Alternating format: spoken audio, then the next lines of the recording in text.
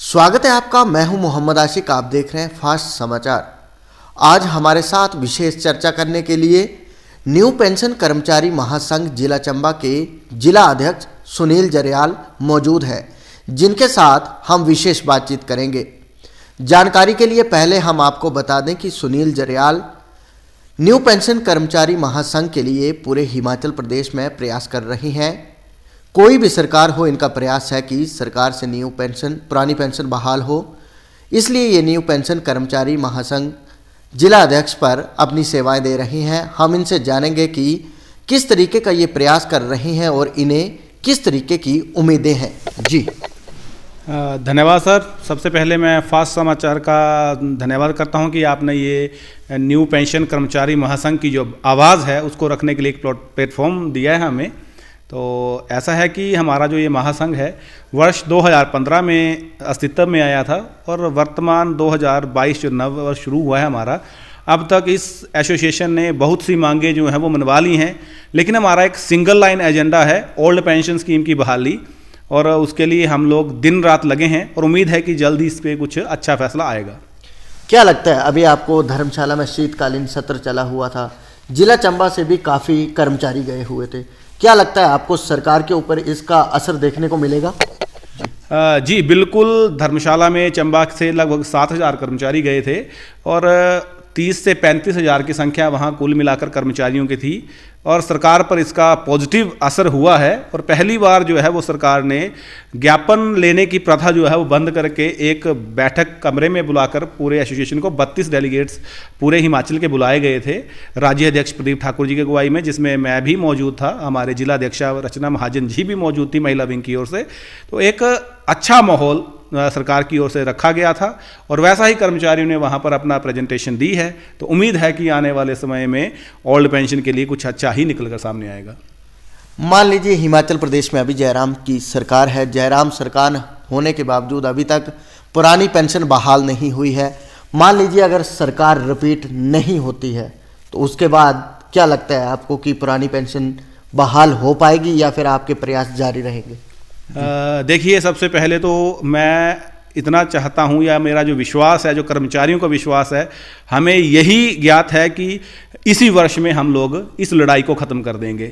वर्ष 2022 जो है वो बजट सत्र तक का हमने माननीय मुख्यमंत्री जयराम ठाकुर जी को समय दिया है कि वो बजट में ओल्ड पेंशन बहाली के लिए बजट का प्रोविज़न करें, और उन्होंने भी एक तरह से हामी ही जताई है कि हम देखते हैं रिसोर्सेज क्या हैं, और हमारी ओर से जो डाटा उनको मुहैया करवाया गया है, जो एक्चुअल डाटा है सरकारी तौर पर, जो पैसों का लेन देन का, आय व्यय का, या जो पेंशन पे एक्सपेंडिचर है, जो आपने विधानसभा सत्र की बात की है, विधानसभा सत्र के दौरान सरकार ने एक दिन पहले जो फर्स्ट डे था 10 को और 11 को हमारी रैली थी, तो 10 तारीख को जो माननीय मुख्यमंत्री महोदय ने ये कहा था कि 2,000 करोड़ रुपए की जो हमारी यह पेंडिंग लाइबिलिटी बनेगी और हर वर्ष हमें 500 करोड़ रुपया जो है वो ओल्ड पेंशन शुरू करने के लिए देना पड़ेगा।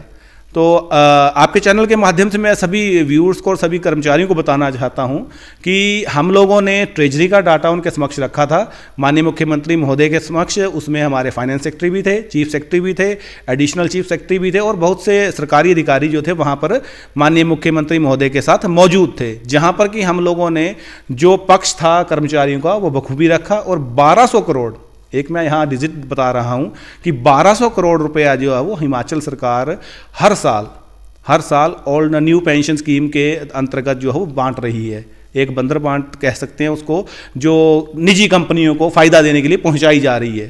तो जब ये आंकड़ा मुख्यमंत्री महोदय के समक्ष रखा गया और वर्ष 2003 से 2020 तक, क्योंकि दिसंबर माह था, तब तक हमारा लगभग 5500 करोड़ जो NSDL में पैसा हमारा जमा हुआ है, जिसमें 10% शेयर गवर्नमेंट का है और 10% शेयर जो है वो कर्मचारियों का है। तो मैं आपके चैनल के माध्यम से बताऊं कि जब ये आंकड़ा उनके समक्ष रखा गया कि 5500 करोड़ रुपए का डाटा है, और अगर आप 5500 करोड़ रुपया वापस लाते हैं तो उसमें आधा पैसा गवर्नमेंट का है, आधा कर्मचारियों का है। अगर ओल्ड पेंशन स्कीम बहाल होती है तो वो आधा पैसा जो 5500 करोड़ में से है वो NPS का अकाउंट से GPF अकाउंट में ट्रांसफर होगा, और जो बाकी पैसा है वो गवर्नमेंट के पास जाएगा।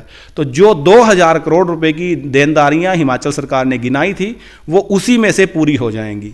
और जो रही बात 500 करोड़ पर ईयर की, तो वो अभी जो करंट रेशो जा रही है 1200 करोड़ पर ईयर, उसमें से 700 करोड़ गवर्नमेंट शेयर है, 500 करोड़ रुपया कर्मचारी शेयर है। तो उसमें से 500 करोड़ से सरकार ओल्ड पेंशन रिस्टोर कर सकती है और 200 करोड़ जो है वो सरकार फायदे में रहती है। तो मेरे ख्याल से तो ये गणना हमने बहुत अच्छे से वहाँ पर मुख्यमंत्री महोदय को बताई है और उसके बाद वो खुद भी चौंके थे कि अगर ऐसी स्थितियाँ हैं तो फिर ओल्ड पेंशन में बैरियर नहीं रहना चाहिए, और अधिकारियों को उन्होंने वहाँ पर निर्देशित किया था कि इसके बारे में संभावनाएं तलाशी जाएं।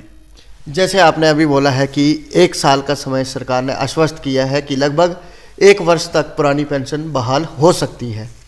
मान लीजिए 1 वर्ष के बाद भी सरकार बदलती है या सरकार रिपीट होती है, पुरानी पेंशन बहाल नहीं होती है, तो क्या जो न्यू पेंशन कर्मचारी महासंघ है वो अपनी लड़ाई ऐसे ही लड़ता रहेगा? जी देखिए, हमारे पास समय है बजट सत्र तक का, और हमने सरकार को समय भी बजट सत्र तक का ही दिया है, ये जो मार्च में आने वाला है, और ये 2-3 महीने ही हैं, आप जानते हैं। अगर इसमें सरकार ने कोई पॉजिटिव डिसीजन लिया तब तो ठीक है, मिशन रिपीट भी होगा, नहीं तो मिशन रिपीट तो भूल ही जाए सरकार।